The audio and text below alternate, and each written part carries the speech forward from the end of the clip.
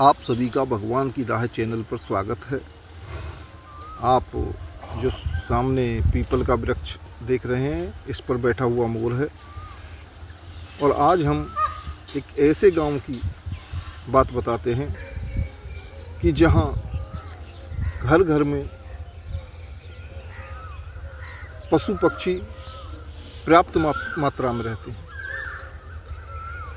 पशु पक्षियों से एक विशेष ही प्यार है। वैसे तो इस गांव की बहुत सी कहानियां हैं, जैसे हर घर में देश सेवक मिलेगा। देश सेवा से भी इस गांव को विशेष प्रेम है। और इस गांव का नाम खालौल, जो कि जिला बुलंदशहर में स्थित है। बात वहीं पर आते हैं कि पीपल का पेड़ एकमात्र पेड़ नहीं होता। इस पर तीनों देव निवास करते हैं। कहते हैं मूलता है ब्रह्म रूपाय, मध्य तो विष्णु रूपणे, अग्रता है शिव रूपाय, अश्वत्थ थाय नमो नमः। यह एक मंत्र है जिसका मतलब यह हुआ, मूलता है ब्रह्म रूपाय, मूल में ब्रह्मा निवास करते हैं। मध्य तो विष्णु रूपणे, मध्य में विष्णु भगवान रहते हैं। अग्रता है शिव रूपाय, और ऊपर शिव शंकर भगवान निवास करते हैं। और ऑक्सीजन का भंडार होता है पीपल का पेड़। वैसे तो सभी पेड़ ऑक्सीजन छोड़ते हैं, और ये सभी जानते हैं कि व्यक्तियों का वृक्षों से घना महत्व है। यहाँ तक कि बिना वृक्षों के प्राणियों का जीवन संभव नहीं है। जितने भी प्राणी हैं सभी ऑक्सीजन से जीवित रहते हैं, और वृक्ष नहीं है तो फिर ऑक्सीजन नहीं है, और ऑक्सीजन नहीं है तो प्राणियों का जीवन संभव नहीं है। तो वृक्षों की एक बड़ी ही महिमा है। इसी प्रकार पशु पक्षियों की भी एक बहुत बड़ी महिमा है। जैसे कि अब ये मोर हैं, चिड़िया कौवा हैं। अज्ञानता के कारण ही हम कुछ गलत समझ बैठे तो वो तो एक अलग बात है, वरना ये भी हमारे जीवन में सार्थक हैं। हर जगह हमें सहयोग प्रदान करते हैं। आप देख सकते हैं किस प्रकार इन जीव जंतुओं का संरक्षण किया जाता है इस गांव में। हर छत पर जीव जंतुओं आपको पानी का बर्तन मिलेगा, और इनके लिए दाना पड़ा मिलेगा। और यहाँ मोर अन्य पक्षियाँ हमारी प्रकृति का सौंदर्य बढ़ाते हैं। हर छत पर निवास करते हैं। खंभों पर बैठे हुए मोर, छत पर बैठे हुए मोर मिलेंगे आपको। एक हमारा राष्ट्रीय पक्षी जहाँ देखने के लिए लोग तरसते हैं, यहाँ हर छत पर मिल जाता है। यह एक ऐसा गांव है। एक मायने में पशु पक्षी प्रेमी भी इस गांव को कह दिया जाए तो ये कोई गलत नहीं होगा।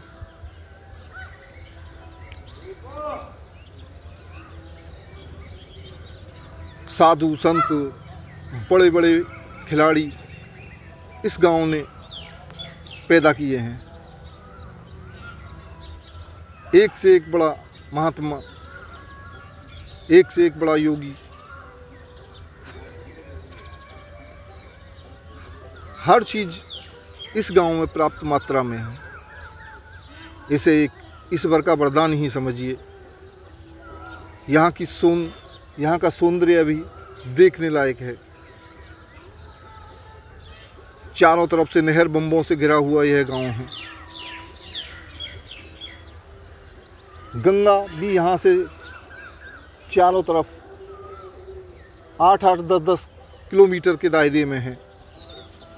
चाहे वो अमंतिका देवी हों, चाहे महादेव आहार का मंदिर, अनुपसर मात्र यहाँ से 10-10, 12-12 किलोमीटर की दूरी पर पड़ते हैं। इन सब के बीच में यह गांव स्थित है। इस गांव का जितना वर्णन किया जाए इतना ही थोड़ा है। सही मायने में कहा जाए तो उसके लिए शब्द भी मेरे पास प्राप्त नहीं है।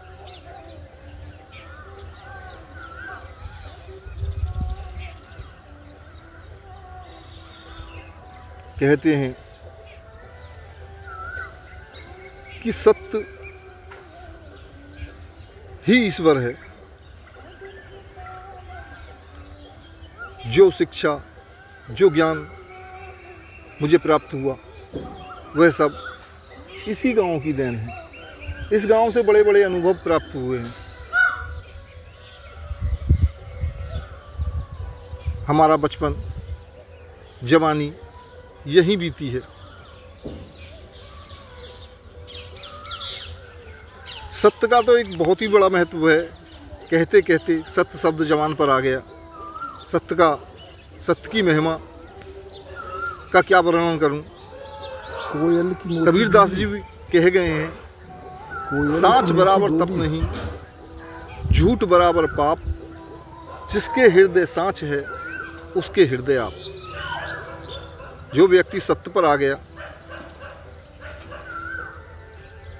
उसमें तो ईश्वर निवास करते हैं। वो तो साक्षात ईश्वर का सर्वे कराएगा। तो मैं तो ये कहना चाहूँगा कि हर व्यक्ति को सत्य बोलना चाहिए। सत्य का मतलब सभी जानते हैं। मृत्यु के बाद भी हिंदू धर्म में एक प्राचीन परंपरा चली आ रही है कि अर्थी के पीछे कहते हैं राम नाम सत्य है, राम नाम सत्य है। राम नाम सत्य है ही नहीं, सत्य ही राम है। अगर सत्य है तो राम है।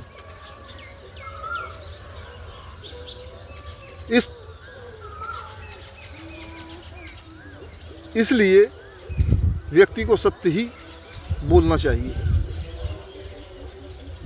सत्य के बिना मुक्ति नहीं है। राम नाम सत्य का मतलब तो यही है। कुछ लोग कहते हैं राम नाम सत्य है, सत्य बोलो गत्य है। तो सत्य बोलकर ही गति होती है। गति का मतलब मुक्ति होती है और इस संसार के आवागमन से व्यक्ति छूट जाता है। इसलिए कहा जाता है कि राम नाम सत्य है। लेकिन प्रेमियों, दोस्तों, वो इतना असरकारक नहीं है कि मृत्यु के बाद पीछे पीछे राम नाम सत्य करो और पूरे जीवन झूठ बोलो। ये कोई नहीं कहता। एक दिन के राम नाम सत्य से काम नहीं चलने वाला। पूरे जीवन अगर सत्य पर रहो तो ही राम नाम सत्य है। और सबसे बड़ा ज्ञान ही यही है। इससे बड़ा दुनिया में कोई ज्ञान नहीं है, क्योंकि जिससे ईश्वर की प्राप्ति होती है उससे बड़ा कोई ज्ञान नहीं है। और कहते हैं पढ़त पढ़त पोती के कोई ना पंडित होए, और 2.5 अक्षर प्रेम का पढ़े सो पंडित होए। तो ये 2 लाइन बड़ी समझने लायक हैं कि पढ़त पढ़त पोती के कोई ना पंडित होए, और 2.5 अक्षर प्रेम का पढ़े सो पंडित होए। तो भाई समझने की बात यह है कि पंडित का मतलब होता है विद्वान। वो कोई कथा करने वाला पंडित ही नहीं। जो व्यक्ति विद्वान है वही पंडित है। उसी को पंडित कहते हैं, विद्वान को। तो 18 पुराण, 4 वेद होते हैं हिंदुओं में।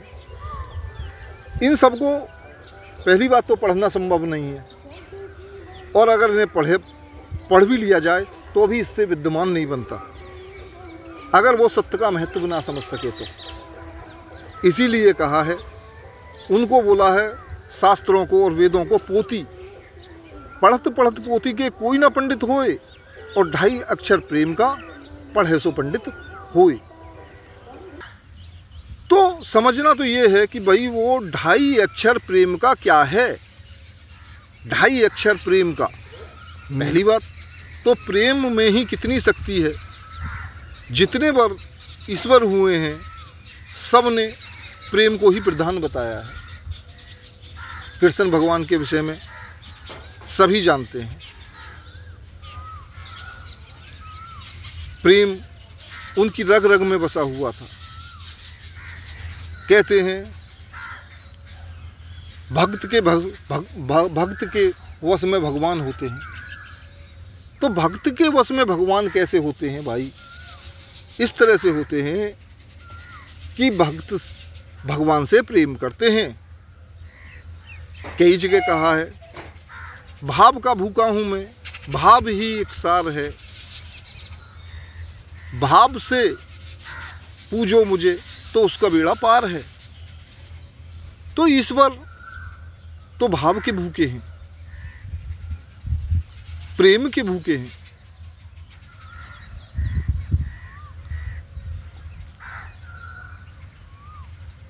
तो बात वहीं पर आते हैं कि सत्य, कि भाई सत्य क्या है। 2.5 अक्षर प्रेम का क्या है?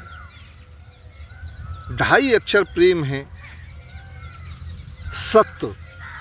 सत्य में आप देखिए, प्रेम में 2.5 अक्षर नहीं है, बल्कि सत्य में 2.5 अक्षर है। तो 2.5 अक्षर प्रेम का पढ़े सो पंडित होए। अगर जिसने 2.5 अक्षर प्रेम का पढ़ लिया वो विद्वान हो गया, वो पंडित हो गया। और ये तो बहुत छोटी बात है, वो तो भगवान के समान बन गया जो सत्य बोलता है।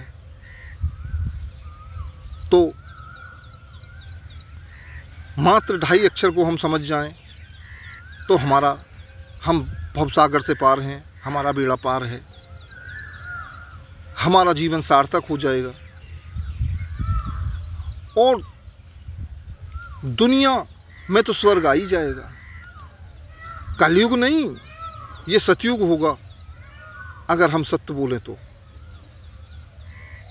और अगर सत्य को छोड़ दिया, सत्य नहीं है, तो ये कलयुग है।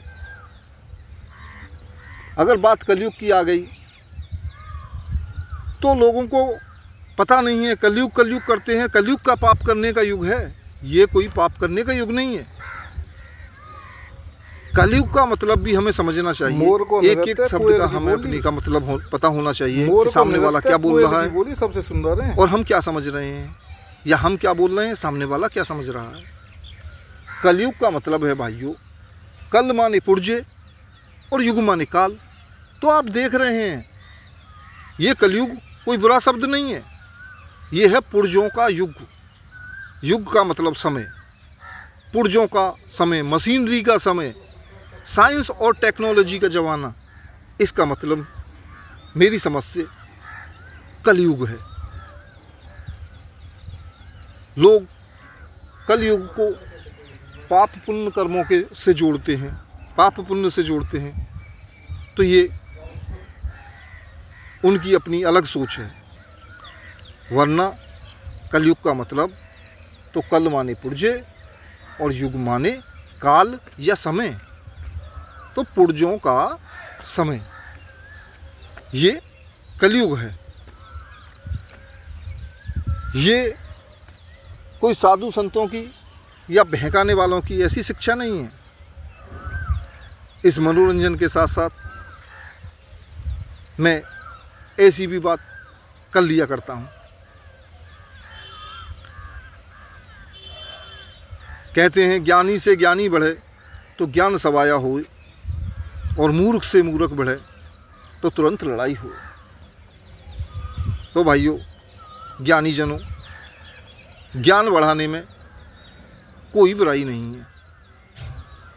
जितनी अच्छाई है, अच्छे कर्मों में जितना आनंद है, तो इसे ऐसे समझिए कि ईश्वर का साक्षात करने वाला ईश्वर का आनंद लेता है।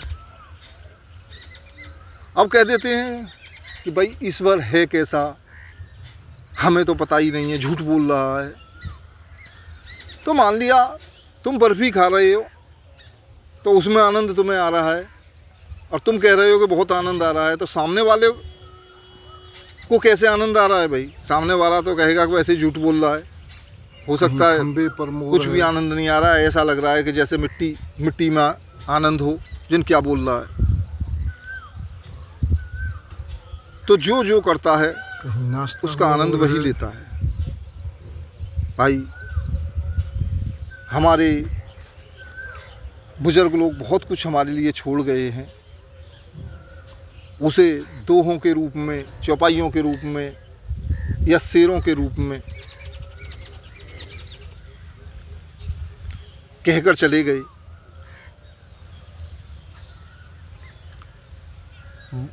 तो उनकी मेहनत कामयाब होनी चाहिए और उसे करने के लिए वो हमारे उद्धार के लिए ही ये काम कर गए हैं।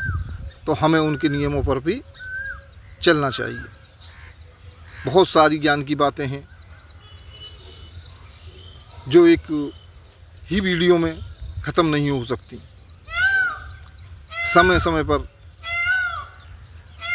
हम इसी तरह बातें करते रहेंगे। आप लोगों का प्रेम रहा तो हम इसी प्रकार बातें करेंगे।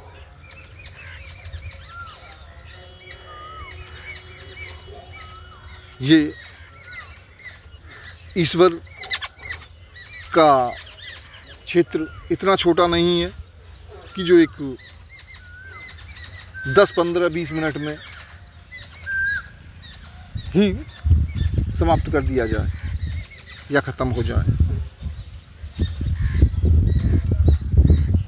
हमारा जीवन और ईश्वर का संबंध एक दिन और रात की तरह है, अंधकार और प्रकाश की तरह है। जो सत्य पर हैं वो प्रकाश के मार्ग पर चल रहे हैं और जो झूठ पर हैं वो अंधकार के मार्ग पर चल रहे हैं। अंधकार और प्रकाश, ज्ञान